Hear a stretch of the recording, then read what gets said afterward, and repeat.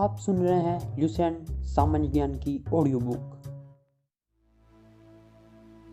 इस बुक में हम सबसे पहले इतिहास को पढ़ रहे हैं, जिसमें पहला टॉपिक है प्राचीन भारत। हमने पिछले वीडियोस में प्राचीन भारतीय इतिहास के स्रोत को पूरा पढ़ लिया है।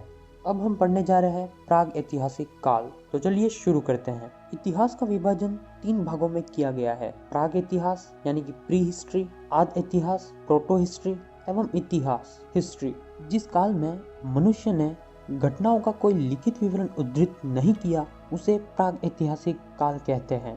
आद्य ऐतिहासिक काल उस काल को कहते हैं जिस काल में लेखन कला के प्रचलन के बाद उपलब्ध लेख नहीं पढ़े जा सके। मानव विकास के उस काल को इतिहास कहते हैं जिसका विवरण लिखित रूप में उपलब्ध है। ज्ञानी मानव यानी कि होमो सेपियंस का प्रवेश इस धरती पर आज से लगभग 30 या 40 हजार वर्ष पूर्व हुआ। पूर्व पाषाण युग या पूरा पाषाण काल के मानव की जीविका का मुख्य आधार शिकार था। शिकार पूरा पाषाण काल में आदि मानव के मनोरंजन के भी साधन थे। आग का आविष्कार पूरा पाषाण काल में एवं पहिए का आविष्कार नव पाषाण काल में हुआ। मनुष्य में स्थायी निवास की प्रवृत्ति नव पाषाण काल में हुई तथा उसने सबसे पहले कुत्ता को पालतू बनाया। मनुष्य ने सर्वप्रथम तांबा धातु का प्रयोग किया तथा उसके द्वारा बनाया जाने वाला प्रथम औजार कुल्हाड़ी था।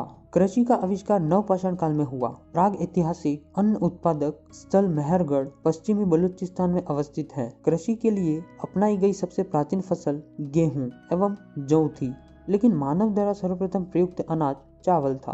कृषि का प्रथम उदाहरण मेहरगढ़ से प्राप्त हुआ है। कोल्डी हवा का संबंध चावल के प्राचीनतम साक्ष्य से है। भारत में पूर्व प्रस्तर युग के अधिकांश औजार स्फटिक के बने थे।